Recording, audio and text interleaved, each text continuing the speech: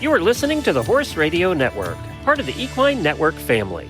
What a beautiful day for horses in the morning.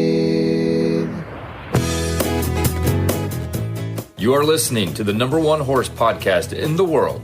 Here is your entertaining look at the horse world and the people in it.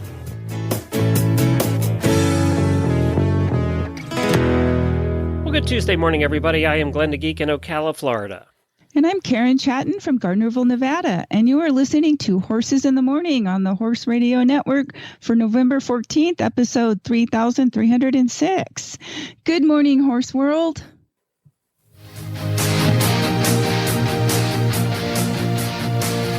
When your start time's on Saturday and your finish time's on Sunday, and it doesn't get much better than best conditioned, and completing the challenge is the challenge, you're an endurance rider.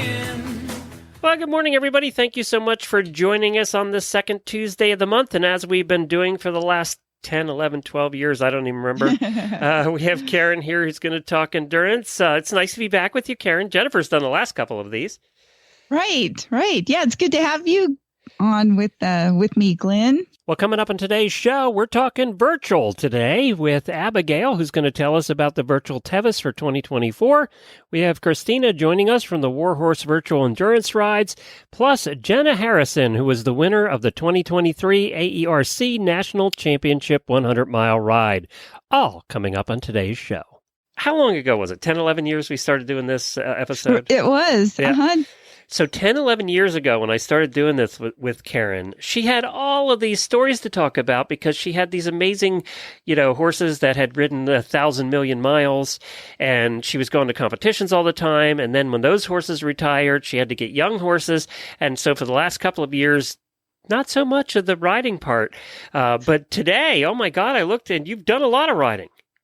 I've been really busy since we recorded our last show with Jovi. He has been going all over the place. I've done a ride and tie. I did a 30-mile LD ride. Now, wait a minute. You did a ride and tie? I did a ride and tie. I'm not a runner. I do not profess to be a runner at all. So it was a ride and walk? It was I shuffled. Ride and shuffle? Okay. So, we're too old for ride and ties, Karen. I know, we did. And the thing is, it rained on us the whole day. Oh, no. I know, but we did. And, I sold Apollo, the big gray half thoroughbred that I had, and he did the long course with his new owner there, and they ended up finishing first on that really? Ride and tie. Wow. Right. Now, the only problem with that is once Jovi saw Apollo. Oh, no. Oh, my gosh. I did not realize that he was so attached because when they were both here together, he never acted like he even liked Apollo. And so, oh, my gosh. It was, Jovi kind of got a little bit anxious about seeing Apollo there, but we managed to get through that ride and tie. And then I did a 30-mile ride at the Red Rock ride. And that's when I realized Jovi really is meant to be an endurance horse. His switch finally came on. And so you got the light bulb moment? Yeah. Wow, that's great. Because, you're always at some point when the light bulb moment kicks in. How old is he now? He's 9. And you've had him for how long? A couple of years. Yeah. Well, that's cool. Congratulations. And that's probably more exciting than finishing the race. It kind of was. Yeah. It was like finally, he figured it out. It's like you said, the light bulb came on. He realized what he was bred to do, and he loves it. And so that was kind of fun. Well, that makes life a whole lot more fun for you, too. Yeah, exactly. Because for a while there, I thought, gosh, this is like the laziest horse. Well, good. Yay. So he finished, did well? He did. And I came home and I entered him in the 50 at the end of October. But in the meantime, I took him in the Nevada Day Parade on Saturday, which was terrific. He ended up leading the group. He's very solid and safe. Nothing bothers him anymore. He's super, super. I mean, he just doesn't spook. He's just totally awesome. Now, he's had some pretty big parade too, right? This was a big parade. There were 229 entries and somewhere between 20 and 30,000 spectators there. Wow. Yeah. And so after the parade, which was kind of a big deal, because as you know, there's a lot of hurry up and wait and standing around. Right. And then you finally get through the parade. Which is great for endurance horses, right? Oh my gosh, I know. And so we got through that. Then I put him in the trailer and hauled him 4 hours. And we went up to the Camp Far West ride it's north of Auburn, California. And on Sunday, I rode him in his first 50, which... Wow. He did quite the weekend. It was quite the weekend. It was, yeah. And the best part about that is we got to ride the 50 with Apollo and his new owner. Oh, okay. And both horses finished and did really well. We were so excited, and we had we were so lucky for October 30th or maybe it was the 29th. Anyways, the weather was so perfect. It was just wonderful. And we had just a fantastic ride. One of the funny things that happened during the ride, I trotted Jovi out. And when I turned him around at the end of the lane, they had cones. Somehow Jovi managed to step on the cone with his hind foot, and the cone stuck. What? On his foot. Yeah. And he trotted all the way back to the vet with the cone stuck on his foot. Did you have cleats in or anything? Studs? No. It was just... He had, his regular Renegade boot on, but the cone, somehow, I don't know how it managed to just bend around and stuck on his hind foot. And he didn't spook. And he didn't freak out? Step. He didn't do anything. Oh my God, you got to keep this horse. I know. And so, our joke about him is because he is named after, a rock star. So we tend to joke about him being a rock star. Like when I vetted him in, he still had glitter on his feet from doing the parade. And when I told the vet that, he says, well, I just thought that was because he's a rock star. Oh, gosh. Well, that's amazing. That one, that he didn't freak out, and two, he finished it. He did, and he did really well. We finished with plenty of time to spare. We did so it was his first 50, and he did it in 8 hours of ride time, which was a really nice. He just never ran out of gas all day. He just motored right along and did his thing. He went past the gun range with no problems, no issues. Did they have the gun range going? Oh, they not only was the gun range going, but they were shooting stuff that was blowing up. Oh, great. That's great. And who planned the ride right by the gun range? That's how it is every year, because it's just a busy gun range, and you ride right past it. I mean, you're literally yards from where they're parked and shooting. How many riders did not make it past the gun range? Well, on Saturday, there were 5 horses that got loose, and one was missing all the way until Sunday night. No. Yeah, so there were 5 horses that did spook and dump their riders and take off. Luckily, it's in a fenced-in area, like 3,000 acres or 4,000 acres. So they were still, they knew they were there somewhere. They just had to find them. And some of them got found quickly, and some did. You want to do some desensitization before doing that ride. Exactly. Or, when you're coming up to the gun range, you can always dismount and lead your horse if you need to. But, it worked out really good. Jovi and Apollo were both fine, but I live next to 2 gun ranges. Yeah, so you're okay. So any horse that lives here is used to it. Now, the thing, whatever it was they were shooting that was going, making all this huge amount of sound and stuff going off, that was something that was a little bit new that we're not really used to, but TNT explosions are not something you have commonly in your neighborhood. Not commonly, no. So, I do what I can to train him. Like with the new horses, I've been, showing them balloons, and then from a safe distance away, I pop them, because that sounds just like almost like a gun going off. And I've done that because our fairgrounds is now sometimes doing fireworks displays, and they're only a mile away. And so in September, I'd only had the 2 new horses a couple of weeks, but we all went out there at those 2 nights that they did the fireworks, and we all watched the fireworks together, and it was fine. That's amazing. Yeah. Oh, you know what? If I was allowed to, I'd play the Bon Jovi song. I'd play I'll Be There For You, because your horse is. That's great. I know. He's doing wonderful. I'd just sing it thrilled for with you, him. but you really don't want me to. So.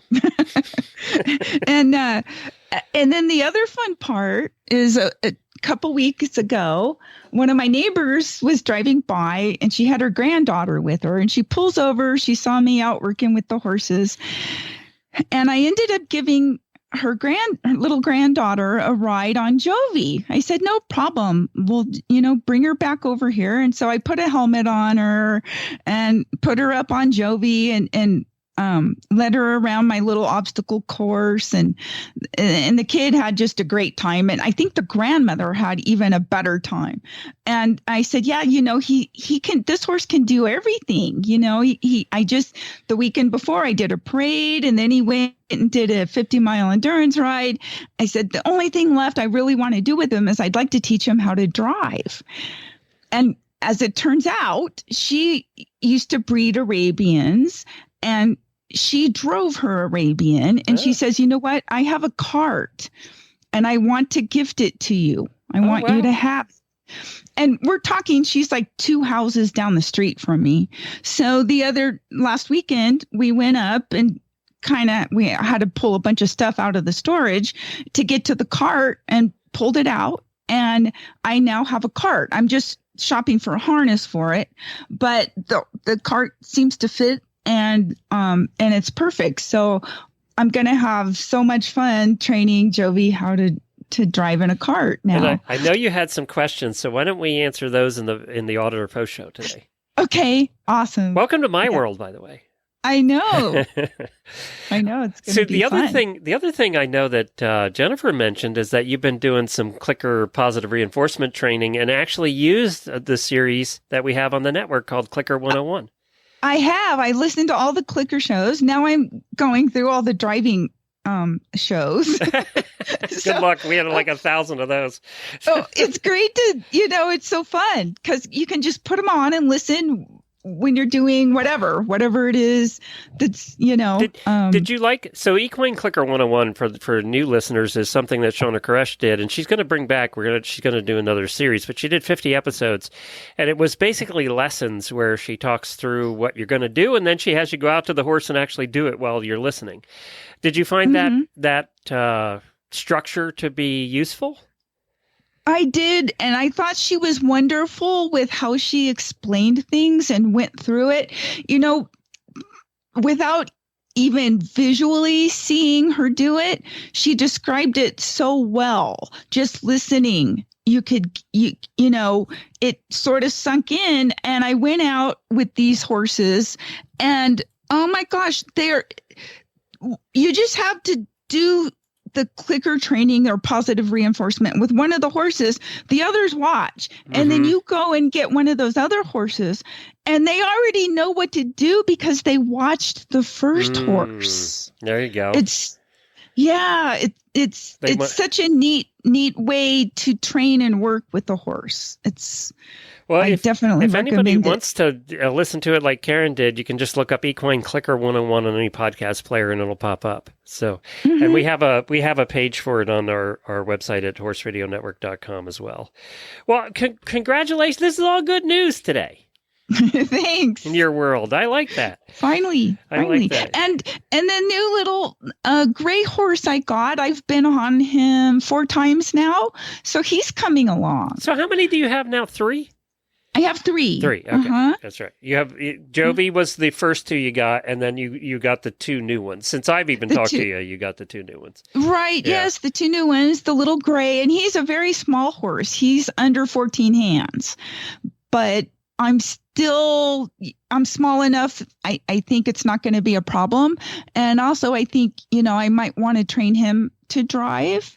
He's got the same breeding that my horse Granite Chief had. You should see the big guys around here that are riding these little Pasafinos about this. So I think you'll be fine. Yes, I think I'll be fine. And then the little chestnut, he's only 4. And he came from the same breeder that Jovi did. So, wow. Well, congratulations. I'm so happy nice, everything's going horse. well. Last time I talked to you, it was kind of, you were not this happy. So I'm glad. That makes me happy that you're Thanks. happy. All right, we got a lot of guests to get to today, so let's give Kristen a call over at Distance Depot and get it rocking and rolling. Well, next up we have Kristen, as I said, from Distance Depot, comes on with us every month. The Distance Depot, rather, comes on with us every month and chats about products that she has available. And today she's talking about carrots. Kristen, when Jennifer and I had our tack shop, our carrots had just started. And I remember they were the first ones really to come out with riding tights. Right. Because they were jeans and breeches, but there weren't tights. And Exactly. yoga pants had started to become a thing. And she came from different sports actually. The lady who started carrots, and I remember carrying those. And then they had like black in the first year. Do you remember that? And then Yes. Yep. and they put a pocket in it, which was unheard of. Yeah, and they still do that, Yep. thankfully, for our phones. Yeah, and with cell phones weren't even a thing when they were starting to put a pocket in it. And then they came out with colors, and that's when it took off. Yeah, Because- I remember my first pair from, I don't know, 100 years ago, and they were my favorite pair, and they had houndstooth on them and then black detailing. They were really sharp. I thought I was so snazzy. Yeah, well, and you were. I mean, because nobody else had anything like that back then. That's right. It was really just, you had a couple colors of breeches, but that was it, or jeans, Yeah. It was. So now they own the clothing world pretty much. They do. So- Yeah, and I think she came from, I know at one point anyway, she had developed bathing suits. Yes. And then we were talking, and you said she was a rider. She was a skier, too, a snow skier. Yeah. So, yeah. Yeah. That's why I think she has all these great fabrics, and her fashions all relate around riding. I mean, everything is, flexible and bendable and comfortable to ride in. I think that's so important with this line. Now, I saw at the last trade show, they have some new products coming out. Do you have some of those? We sure do. And they can be found on our new page for a little while. They'll stay there. Otherwise, you'll find them, under For the Rider and outerwear. And we have a page for gloves and so on, because, of course, they have a winter riding glove. They have neck warmers, ear warmers that fit under your helmet, which are super nice. Headbands that fit under your helmet. I like them just to keep your ears warm. All kinds of fun things like that. And then, of course, the tights. Probably the warmest one that we stock is the Wind Pro. It sheds hair, rain, mud, and it's fleece lined. Honest to goodness, they feel like jammies. They're just luxurious. I wish these were, I'm not sure they had these when I was competing way back when, but these are pretty top of the line, warm winter fleecy tights. I love these. And we have it in a boot cut and in the regular tight. And then, of course, from there, they go down to a lighter weight. And that's kind of a 3-season breech, because you can wear it in the fall, in the spring, and in the winter, depending on where you live. And then they have the fleece light tight, which is super light.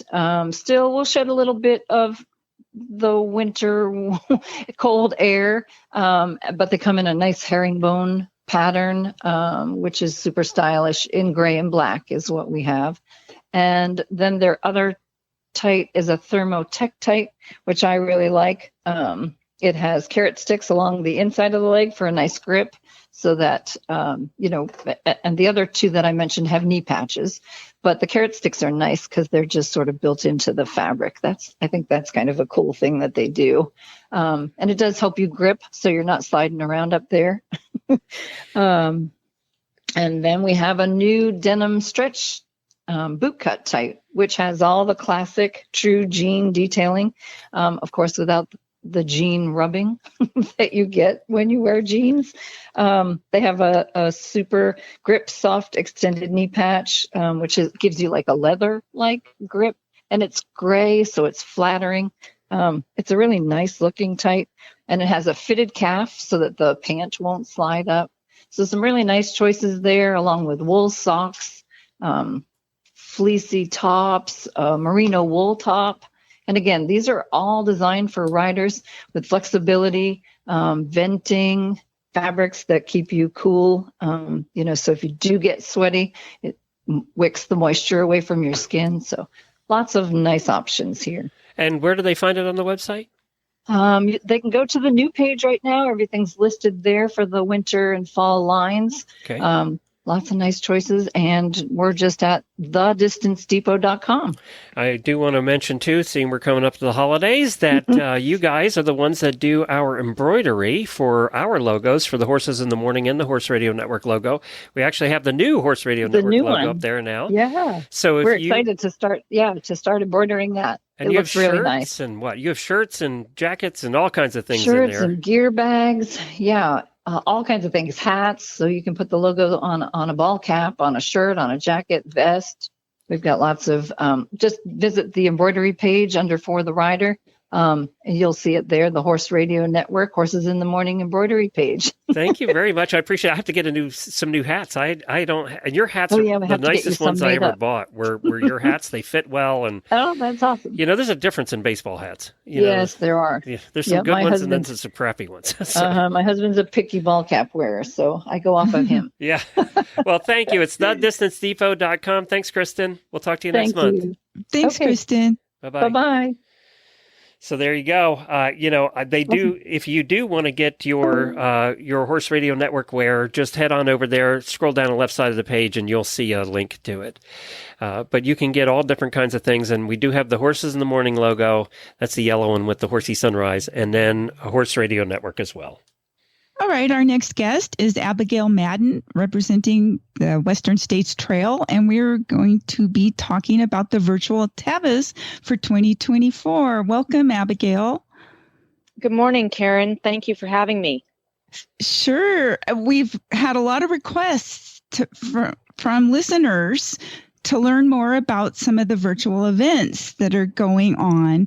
So give us a little bit of an overview about what the Virtual Tevis is. Back in 2020, the Western States Trail Foundation had to make a decision about having the actual Tevis. And unfortunately, not unlike a lot of other events, we had to cancel the actual Tevis because of the global pandemic. Well, one of the other members of the Board of Governors, Kristen, came up with the idea of holding a virtual Tevis that year in 2020. And the thing just it took off. It was great. It gave people something to do in relation to Tevis. So we had a lot of longtime actual Tevis riders participate that year because they couldn't do the actual Tevis, as well as a lot of folks that just wanted to be involved. It's worldwide, so anybody was able to participate. So that was in 2020. We're now here in 2023. We just wrapped up our 4th year. And really neat event. Like I said, it's worldwide, so it doesn't matter if you're in Australia or Iceland or in Auburn, California. Anybody can participate. And you don't have to be somebody that is an actual Tevis rider or an endurance rider for that matter. We have 2 divisions. We have a riding division and a non-riding division. So could I drive carriage? Could I do that? Absolutely. Yeah. Oh, cool. Absolutely. So we have people that walk, that hike, that cycle, that row. We had a gal this year who she does canicross, and I'm not sure I'm saying that right. Correctly, but her dogs pull her in a little cart, and that's how she achieved her 100 miles. And the Virtual Tevis is 100 miles in 100 days. So you don't have to do a mile a day. Some people do it in increments of 1, 3, 5, 10, 25. We also have actual endurance riders who go out and have tried to do the whole 100 miles in one day on a sanctioned 100-mile endurance ride. It's a neat event because everybody can participate. The only requisite is that whatever you're doing, you do it under your own power. So not just you standing, lunging your horse. You need to be, if you want to walk with your horse, walk with your horse. If you want to cycle, then you have to cycle. And we ask that you dedicate your miles to actually completing the event. So don't just count your steps for the day that you take during the day. Actually say, okay, I'm going to go out and do some Tevis miles. The fee for it, we've gone back and forth with this. We run it through a program called Run Sign Up. So a lot of people that if they're involved in running events are familiar with that website. They sign up about $65. The monies for that go to helping preserve the Western States Trail. So preserve, do trail work, things like that. Last year out here in Northern California, we had a really hard winter and a lot of trail work was needed. So the monies that we gain from the Virtual Tevis go to help preserve that, do the trail work, pay for the equipment, pay, materials, things like that. So were you surprised at the number of respondents? Do you get like hundreds or thousands or? We have had this year, I think we cracked 1,000 again. The first year we had 1,600. The second year it dropped off a little bit. Third year dropped off a bit more. This last year it jumped off again and we had up over 1,000.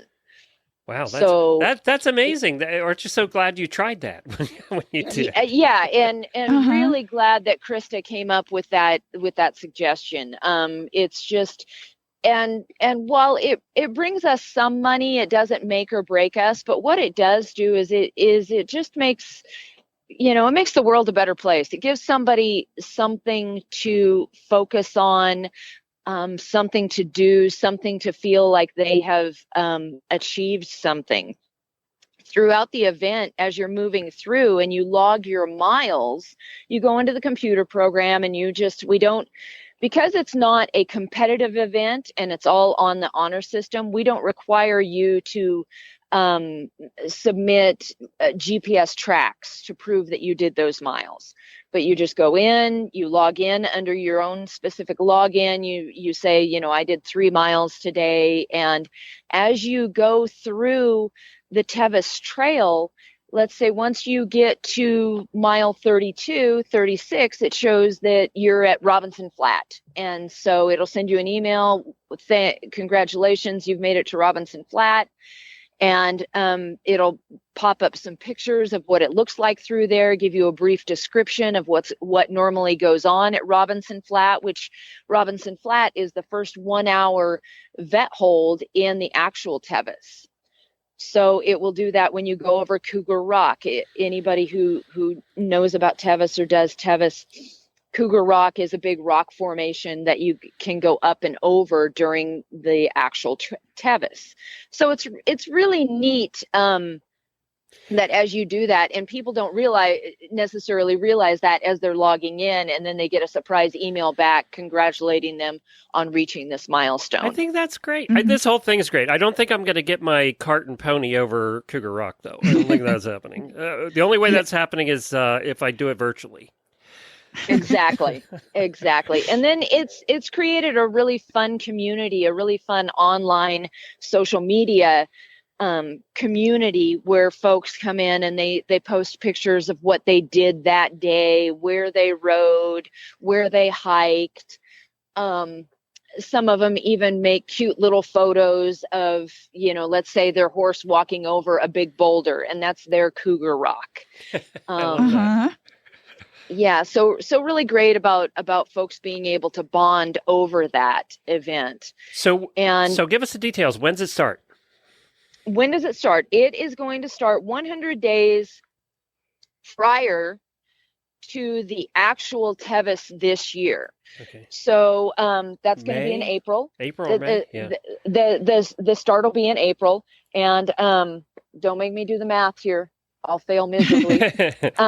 We'll open up the registration in March, and we do it 100 days before. We found that that's just a little bit more fun. That way, everybody, the actual Tevis riders and the virtual Tevis riders, can all finish on the same day.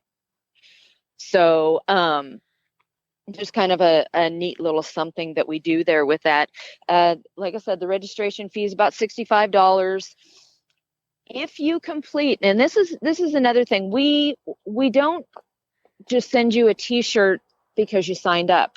We wanted to try and make it a little bit like the actual Tevis. You actually have to complete your 100 miles and submit your mileage for us to send you your completion swag. And that's in staying with the whole, it's kind of like on the Tevis. You pay a pretty good entrance fee, but if you don't make it in 24 hours, you don't get your Tevis buckle, you don't get your completion. So you might say, well, that sounds a little harsh. Yeah, it might be, but that's also the part that we wanted to stay with and keep it just a little bit more like the actual Tevis. Now we are toying with going to just sending out the swag with everybody that signs up, doing a little bit more research and development with that. So one of the things that we do, we have done t-shirts. This year we did medallions as well. We do bandanas, and everybody gets a completion certificate. So all kinds of fun stuff there. Yeah, the t-shirts were really nice this year. Yeah, we've had the t-shirts have been designed by a lot of different folks. The first year, another Board of Governors member, Lucy Trumbull, did the design for that one. And I believe Lucy even did our logo design. But this last year, Shannon Whale, big name in the endurance capital there in Auburn, she did the design, graphic designer. She did the design for this year's shirt. So really, really neat stuff there. So how do people, do they just go to the website, sign up for the newsletter? How do they make sure they're informed about when they can start to register? We post it both on the website, so teviscup.org. We post updates there. We also post updates on our Facebook page, our Tevis Cup 100 miles, 100 days. That Facebook page, but we also have a Virtual Tevis Facebook page, and we also have Instagram. Okay. But most of our activity comes off of those Facebook pages, and we'll continue to do announcements. So one of the things that we'll do today is, after being on here, we'll make a post on our Facebook page about, hey, listen to us here, and go and sign. This is when our signups are going to open. Terrific. So that folks know that. All right. And the website again? teviscup.org.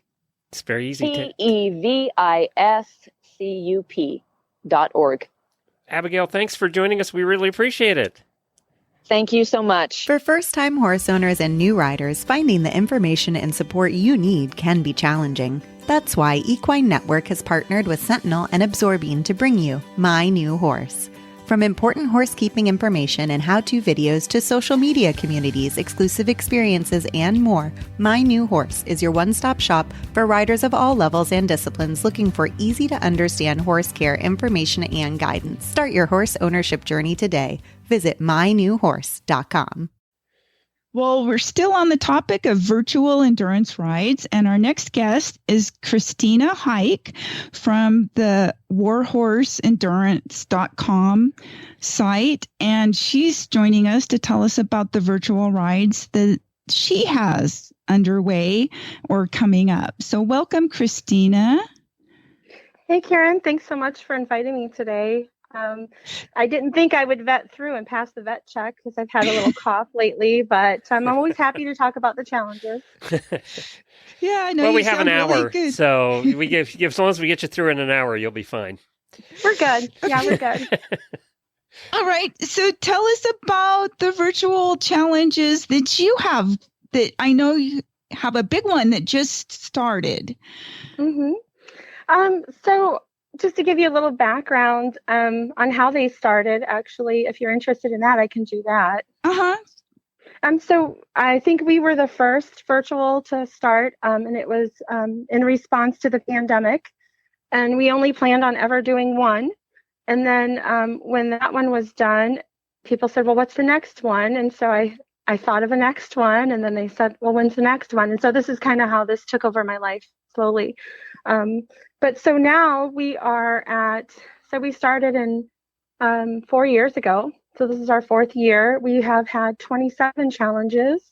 We have supported and encouraged 7,000 riders in those 4 years. And we even just started a podcast called the Warhorse Journal this year. We have like 5 episodes of that out, but we're trying to highlight the riders to share their stories and how the challenges have helped them. And although we're not a charity, I do love to give to charities. And I want to make sure that's not confused because I'm absolutely a business, but I'm a business that likes to donate. So some of the charities that we've rallied around have been, actually during COVID, we donated to AERC because they were struggling without the rides. Boys and Girls Club of Rosebud Reservation might be my very favorite charity. The Pony Express Museum, Operation Underground Railroad, Foundation for the Horse, Horsepower Healing Center, Horses Healing Heroes, MMIW, Black Hills Wild Horse Sanctuary, and the Last Chance Corral, and most recently the Copper Horse Crusade. So when people ride with our challenges, very often, not always, but very often, we're donating $5 at least to a charity. So that is an aspect that I hear a lot of feedback about, that people really enjoy having purpose in their ride. I got to tell you, Karen, we just talked to Tevis about their 100-mile virtual ride, and for me, that's a long way. I drive a little fat pony, so he's going to die before that ends up being finished. But Karen, here's one for you: the Route 66 Kick Up Your Heels 2,448 mile challenge. That's perfect for you. It is. How long do you get to do 2,400 miles? As long as it takes. We really don't have deadlines. And I would say that some things differentiate us, which is, I hear we have amazing awards. I am bothered all the time by people asking me where I get them. And my husband made me promise when I started this, like, you can invest this huge chunk of money into this. And maybe, my husband said, only probably 2 people are ever going to join, honey, me and you. He's like, and it's okay if we lose that money. You're trying to do a good thing. So he really backed me on that. Our spouses are always so supportive of our ideas. They have to be. If you own horses, they have to just kiss their money goodbye, basically, anyway. So,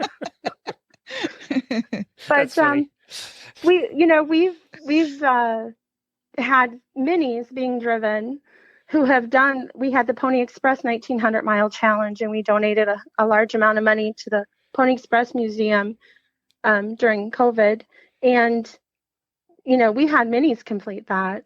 I mean, I think one of the she's shaming me now. That's what she's doing. She is shaming me. We have a lot of driving horses actually doing the challenges. And there's this one mini, Ellie Mae, and she is one of our highest mileage. Team Little Legs is what we call her. So. I love that. I'm going to be Team Fat Hackney. How about that? Does that work? Yeah. Don't make me laugh. It's going to cost me. Sorry about that. but we do have a lot of fun in the challenges, and I'll just take this time to publicly thank my people because during that first year we lost one of our horses to EPM. And I had such an outpouring of love from this group of people. This is a very special Facebook group. I've never ran across another one like it. We definitely stay on topic. It's the Warhorse Endurance Conditioning Challenges on Facebook. And I regularly get gifts of love from these people. I've gotten things as far away as Australia. I've had one lady make me a prayer shawl. I had another woman made me a quilt. And these people are just, it's nice. It's a different group. I mean, it's just like we send each other get well cards and things when our animals pass away. And it's more than just the challenges, really. Right. You become kind of like a family, your own little group. So explain to us how this works. Like if somebody wants to sign up or learn about your challenges, how does that all work? Warhorseendurance.com. I try to keep the current challenges on there. The only ones that are not on yet that are getting added are the one-day freedom ride events, which we could talk about later. But basically, just go on there, find one that's open. I have left the past ones on there mostly, and they'll say sold out. How do I know? There's so many, though. How do I know which one to pick? Well, depends on what you like. Our biggest medal is the Valkyrie 2, and all of them, most of them are miles challenges. If they don't say mile, then it's in hours. You can do hours or miles because some people said they don't have a way to track miles, so they wanted to track hours. And so we let them do that. And we did tell them you'll probably do 3 times the amount of miles if you're tracking hours, but it's okay. But really, you just sign up. We work on the honor system, and basically you have as long to complete as you can. And the reason for that, we've had so many instances come up, like somebody lost their spouse or somebody lost their horse. And, you know, we are sending that award to them. And I always write on the back what is in there. So if they don't want to peek, I don't want to, let them think this is something they ordered from Amazon. It's going to say Valkyrie across the back, so open it at your own peril if you didn't want to see it till you're done. And sometimes these awards get sent out way before the person's done, and they just have to put it on a shelf and wait like Christmas. And sometimes, okay. And sometimes they're like, "Hey, I finished last week," and I'm like, "Well, the medals aren't here, so you have to wait." But I have always heard it's definitely worth the wait. That I am very picky about what I send people because that's 100 miles with either your own legs or your horse's legs that. I want to honor that, and I want to have a beautiful award. And the other thing I noticed the difference between them, and tell me if I'm wrong, is which charity you're supporting. So the different ride, drive, walks support different charities. Right, and I guess I do lean heavily towards Rosebud because they do have their own challenge, and then also the Route 66, $5 for every entry on that will go to the Rosebud Club out there, Rosebud Reservation. These kids are wonderful. They send me thank you cards. They send me pictures, and they made a wooden frame, and they all signed it from the first year. So we constantly get feedback that these awards are fabulous, and we don't give just a medal. We usually give a medal, and currently we've been giving a dog tag, a medal, a patch, and a sticker. So they get quite a nice finishing package. And where would somebody go to sign up and learn more about all of these different challenges that you have available? I do have the icons for each one of them listed on Warhorse Endurance. Thanks a bunch. We appreciate it. Warhorseendurance.com. Thank you. Happy trails. Even under the best circumstances, travel is stressful for horses. We've all been there, stuck on the side of the road in the middle of nowhere. You can make the journey knowing that US Rider is there for you. Get peace of mind on the road with US Rider's nationwide 24/7 roadside assistance coverage for both you and your horse. Join today at usrider.org. Our next guest is Jenna Harrison, who just recently won the 2023 AERC National Championship 100-mile ride. Woohoo! On that Congratulations. Ride, yay, congrats. Thank you. Thank you. 28 started and 18 finished. Jenna was first with a ride time of 8 hours and 57 minutes. Wait a minute. 100 miles in 8 hours and 57 minutes? Yes. Yep. Oh, my God, girl. That's flying. Yeah, it was. Oh, my gosh. Is that your fastest time ever? Yes. That's most people's fastest time ever. Yeah. No, most people never hit that time. What am I talking about? Some people, well, a lot of people take that long to do a 50, Glenn. Yeah, I know. So, it's just like crazy. So that's like Oh a my crazy God. fast time. I know. And the first 4 or 5 riders were all kind of in that range there. They were all Yes. flying. Yeah, it was a pretty competitive field. So tell us about the ride. It was a very, very good ride. I found it was very well managed. Everything was just very professional. The volunteers, the vets, everything was it was a very, very well run ride. And the trails were great. It was mostly sand and there's quite a bit of route. So some of it was pretty technical, but the horses just did great all day. And I was surprised for the kind of terrain that it was, that we were able to set the pace that we did. Where was it?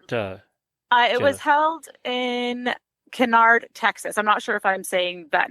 It's either Kennard or Kennard. I'm not exactly sure how it's pronounced. But it's close to kind of I think, Lufkin, Nacogdoches area. But yeah, so we were pretty much running through forest all day on mostly single track trail. When I say single track trail, like you can get some single track trail that's really tight and narrow. But this was like, you still had lots of space for your horse, but it was still windy, turny with roots and whatnot, and some pretty good gullies going into some good washouts and whatnot. And it was technical, but it was a lot of fun. And like I said, there was about five of us that were kind of all running at the front together. So that kind of broke it up quite a bit, that a lot of different horses were able to take the lead and whatnot. But yeah, we were all running really close together, which over 100 miles is not necessarily very common. It usually kind of throughout the day, especially over the multiple vet checks, everyone tends to get pretty spread out. As different horses, their heart rates will come down at different times, and so you'll be let back out on your next loop, either ahead or behind. And so generally, kind of more progressively throughout the day, things tend to get spread out. But I mean, obviously, it was the national championships, and quite a few. I don't know if you guys know this, but quite a few of the horses there, or at least at the front runners, anyways, were all horses that had also just completed the Tevis Cup in July, and so they were all very, very fit horses and very well trained and well conditioned horses. And so I believe that's why many of us were actually able to stay together up front so close, which is not necessarily common. So that made it quite a bit of fun. I really enjoyed myself at the ride. Now, had you ridden any of these trails previously? Not this course in particular. I just moved down to Texas just over a year ago. My family and I moved from Canada. So we're actually starting to kind of just get to know all the different terrain and environments within Texas. And obviously Texas is such a big state. So I should say more narrowed down to East Texas. We're just getting to know the races down here. So that was actually my first time ever attending the race at that particular venue. Tell us about Lily Creek Kong. He is just a superstar. I'm not necessarily ever really good at talking about myself so much, but I thought he's one that's worth talking about because he is just fantastic. He is, I believe, 15 years old now. And I believe this was, and Cameron may correct me on this afterwards, but I believe this was his 15th 100-mile race, the national championships. And he's been competing for, I think, over 11 years now. And he's just amazing. It just astounds me how much this horse has done and for how long, and that he just can keep going. He was so strong on race day. It really, really surprised me coming to the end. The very, very last loop that we did was the fastest loop that we did, which, same thing, is not always common for a 100-mile. Obviously, the horses are getting tired close to the end, but so are the riders. Yeah, definitely. But he was amazing. He's so strong. He's very, very skilled, very talented, and he knows his job. He knows what he's doing, and he just came alive that last loop when it came time to let's dig in and go. He was waiting for that all day. Because the trails were more technical, we did quite a bit of trotting, which in a lot of his training, he does a lot of counter work. And so when we have to do more trotting, mentally, you can tell he just kind of gets a little bit down in the sense that he just kind of gets bored of it and he wants to do something that's a little more fun. And so when it came time for that last loop and he realized that we're going to go, then he lit up. And it was, when it came down to doing the runoff at the end, like he dug in and there was so much power coming from him. It was quite fascinating, quite exhilarating. And it's really been an honor to be able to ride him. He's taught me a lot, and he's, just an amazing competitor. I can't, more than that, I'm not really sure. It's just been truly amazing to have the opportunity to ride him and compete on him. Now, have you ridden him prior to this ride? So a little bit of a backstory on him. He's actually owned by a woman named Cameron Holzer, which I believe you said that you've interviewed her before. Uh-huh. So she has been doing endurance for many years, and she's owned Kong, I believe, since he was like 2 years old. And so obviously she's ridden him and competed on him for many years. However, she has just recently started a family, and she was pregnant and not able to keep riding and conditioning her horses. So she had reached out to our family, who had just recently moved to Texas. She knew us through endurance racing from years prior, but she just found out that we had moved to Texas and reached out and asked if we would be interested in taking on some of her horses and conditioning them and campaigning them for her. And so we thought that it was a great opportunity, and we had agreed. And she, at that point, had told us that they were all fit to go ahead and do Tevis that year. So that would have been in 2022.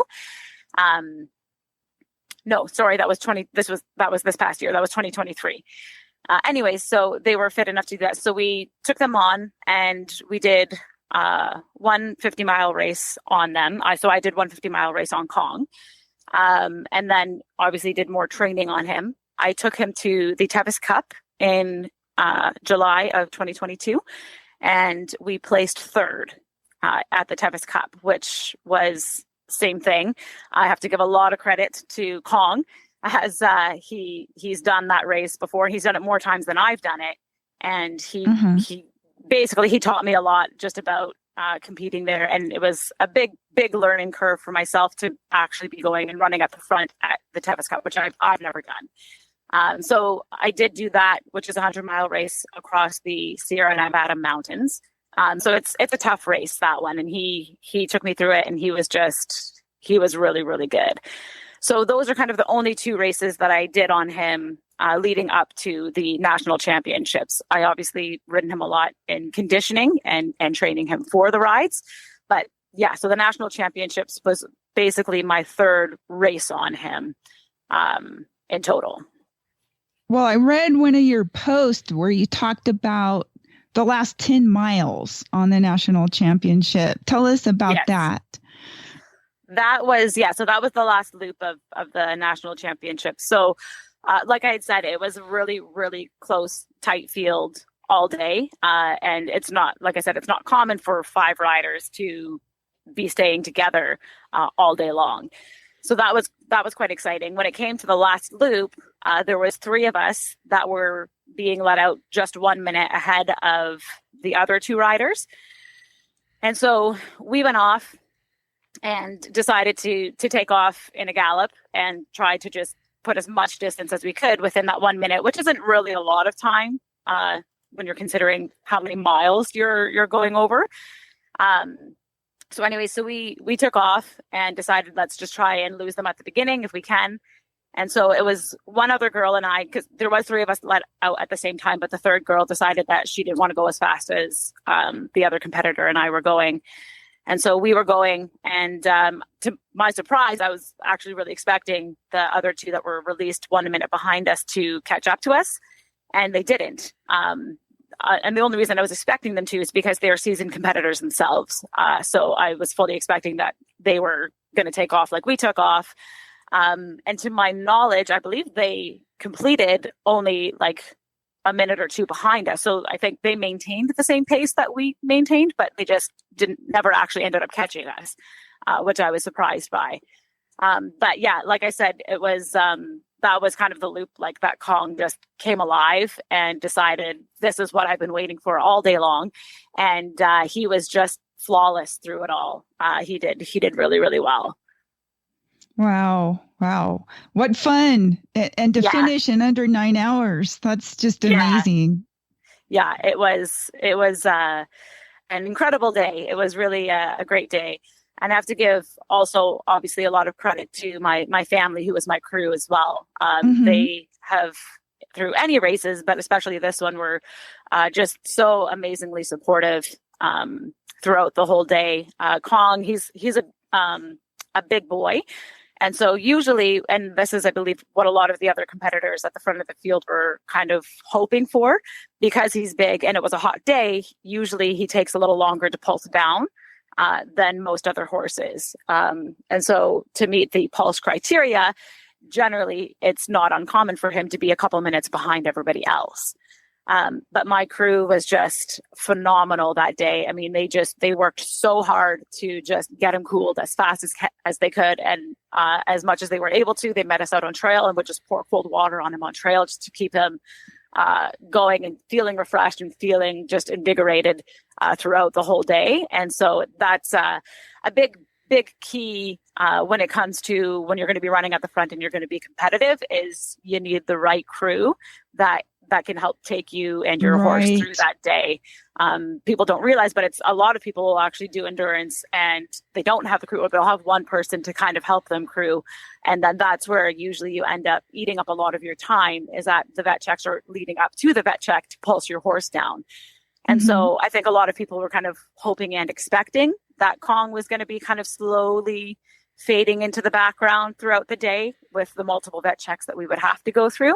But my crew, they were just on it all day. And I have to give a lot of credit to them as well, because they just amazed me. And it was basically, if we were not right at the vets at the same time as everybody else, we were maybe like 1 minute behind. And so then I was able to catch them out on trail each time, because like I said, 1 minute is not that much, especially if your horse is really motivated to catch the horses that went out ahead of him, kind of thing. So. I got to tell you, though, Jenna, you're going to need your crew. I saw a picture of you with the trophy. You're going to need your crew to lift that thing. Oh, my God. It's a big one. It's it definitely has a lot of weight to it. Yeah, it's the biggest, fattest, heaviest trophy I've ever seen. Yeah, it's quite large. Usually you get these little skinny trophies. This one must be 1.5 feet across. Yeah.